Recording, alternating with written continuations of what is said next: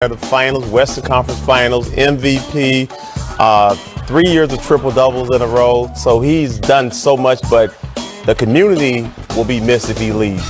He's given his all. So the new word for him today is the fact that Westbrook reportedly has agreed to start looking for a trade, and also Sam Presti has agreed to start looking to trade him. So if that's the case, for Russell Westbrook and company, when should this happen? When could this happen?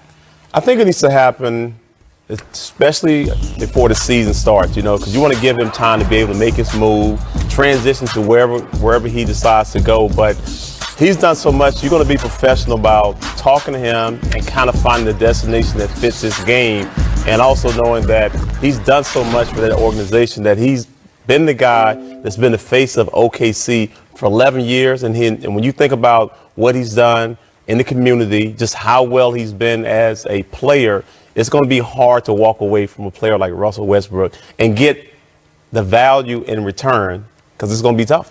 Certainly OKC, if they move Westbrook, in full rebuild mode. Right. All of the signs seem to be pointing to that. The Lakers, with a considerable pickup, using their room exception to sign Avery Bradley, a two-time all-defensive team member, has started all but 4 games that he's played in the last 5 years. Will he assume that same role on this team as a starter? I like that pickup. He's a really good defender. He knows how to play in the pick and roll, and then he brings the experience to this team that when you think about where they're at right now, they're signing guys to 1- and 2-year deal. He's a solid piece to come off the bench, but we also know he can be inserted into that starting lineup as well. So will he start?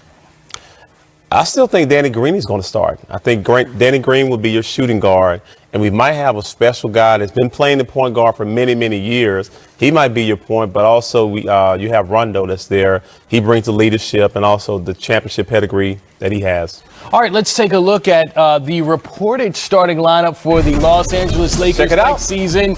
Ooh. And there you go, the guy you said, Danny Green there, Kyle Kuzma, Anthony Davis, DeMarcus Cousins, and the key to this, LeBron James at point guard. Now, here's the thing, okay?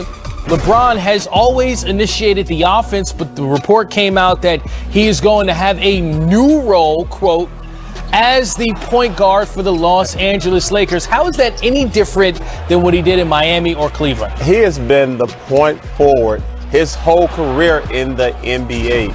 It's what he's good at. He's great at facilitating, getting guys shots from outside. He puts so much pressure on the defense that when you have shooters around him, and that's where he's been able to win championship, because you surrounded him with the right guys, and it gives him driving lanes, because now you can't stop him at the boxes and elbows. Well, LeBron has averaged 8 assists or more in each of the last 3 years.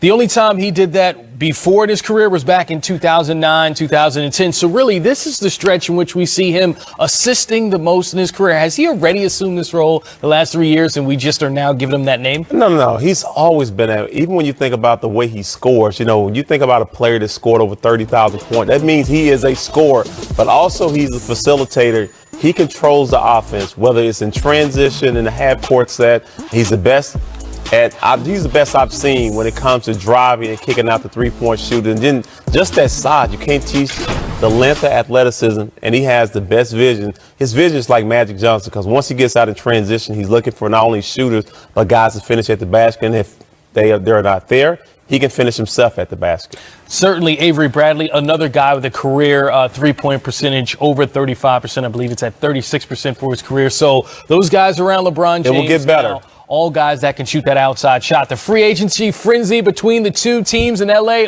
it continued today. We know about Avery Bradley. The Clippers brought back JaMychal Green with a 2-year, $10 million deal. The 28-year-old came over from Memphis last season, shot 40% from three-point range on 6 attempts a game with L.A. last year. We talked about this after the trade, the Clippers needing some depth up front and bringing him back. Yeah, I really like JaMychal. JaMychal is a versatile player. He can pick and pop. He can defend down low. He can put the ball on the floor. And what he brings, like I said, with that team is he's another body, but he brings toughness. And we see a team that's putting together a really good bench. We know what the duo is going to do once they're on the court. But now you're talking about putting guys out that can make shots, that can make plays, and it's going to make it easy for Paul George and Kawhi Leonard when they're on the court, that this is the player that we can trust. He has that experience just getting into the playoff, but just brings that length and athleticism there. TD Green provided floor spacing as a stretch four down the stretch for the Clippers. How valuable is that with Kawhi and PG? I know they can shoot from outside, but to have a 4/sometimes he played the 5, be able to shoot the 3. And he took 6 threes per game in those last 24 games. Well, the way the game is now, you want to have lanes to drive because now you're having 2 of the best playmakers in the game. We know how well they play defense, but when you get in a half-court set, you want to make sure that you have wings and guys in the corners that can make shots. And he opens up the floor because these guys are going to be able to get by their man. And if you have solid three-point shooter, it's going to give them a chance to even drive more, get to the foul line. But you need to have someone you can kick the ball out to that is over the 35% range from the three-point line. And that's what they have established. And then just having guys like Lou Will, Montrezl Harrell, those are players that coming off the bench, you know they can get you 25 to 50 on a nightly basis. So now they have established that bench, kind of like what Toronto did with Kawhi Leonard, is that we can have one star player, but we need our role players to understand their role, but also be able to score when they step on the court and defend. Well, the Clippers finished last season second in three-point percentage, right? The Lakers, 29th in the league. Have they closed that gap a bit? And I'm comparing these two teams because, as you pointed out, these are the 2 favorites right now in the West. And shooting from outside is going to be a huge key. It's going to be critical, but we have to give them at least a couple of months of playing with one another because the chemistry with the Lakers, you have inserted a lot of players that have played other places, have done well. So how can we get these guys to play the right way, but also know what their role is? I think when you look at the Clippers, they have established guys on their team that have been shooters. And now it's about, can these guys continue to keep playing the same way they're playing with the 2 stars on their team? And I think with LeBron, he's definitely going to make sure that he's going to find those shooters. He's such a great facilitator. He's going to make the game easier for everyone. Well, the team that we can't overlook out west, the team that's been to 5 Western Conference Finals, right? The Warriors, we say that every night because they made more moves as well with the Atlanta Hawks. They traded forward Amari Spellman to Golden State for Damian Jones in the 2nd-round pick. Golden State also picked up free agent Alec Burks, who spent the first 7 years of his career in Utah, but was traded to the Cavs and the Kings last season. The 2nd pick in the 2014 draft, Jabari Parker signed a 2-year, $13 million deal with the Atlanta Hawks. Tony, what do you make of the Hawks moves, seeing that they made 2? They're really trying to secure that wing position. And when you bring Jabari Parker over, you bring a guy and put the ball on the floor, long and athletic, finishes at the basket, and he brings experience. And that's what they need right now because they're building a really good team here in Atlanta, and I like their pieces. When you can add a player like Jabari Parker, it gives you another player from the outside that can make shots, but also a guy that he can go down low and post, but now you have depth. That's what Atlanta's working with, depth now. Well, coming up next, we know about Zion Williamson sitting out of Summer League, but that other draft pick they had in the top 10, don't try to contest him near the rim.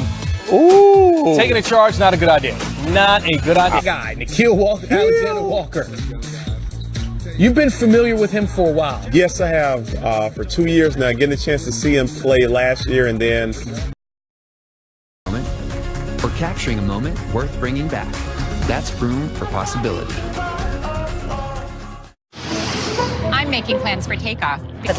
Adrian Wojnarowski reporting today that in the wake of Kawhi Leonard and Paul George teaming up to head to the Clippers, Russell Westbrook has given the Thunder his blessing to indeed trade him away. Woj had reported that discussions between Westbrook's agent and the team had begun over the weekend about the former MVP's future. These days, we just keep a roving camera on Adrian Wojnarowski. Right now, he's joining us live from the Summer League in Las Vegas. Why is the situation, Woj, with Westbrook gotten to this point? Al, the trade of Paul George to the Clippers for 5 first-round picks over the weekend, and the fact that Oklahoma City is no longer in championship contention, it's moved Russell Westbrook to let Sam Presti, their general manager, know that he welcomes this process of finding a trade for him. The two sides, Westbrook and his agent Thad Boucher and Sam Presti, they've been together 11 years. Russell Westbrook will go down, certainly is probably the most popular player in Thunder history, but both the team and Westbrook are ready to move on, and I'm told they'd like to try to find something sooner than later. They don't want this to drag out if they can help it. Okay, so speaking of not wanting this to drag out, are you hearing anything about a potential timeline when we could see a done deal? Well, it's going to be a complex trade because of the money owed Russell Westbrook. 4 years, $170 million. You know, not every team in the league's in position to be able to put a deal together to make the money work.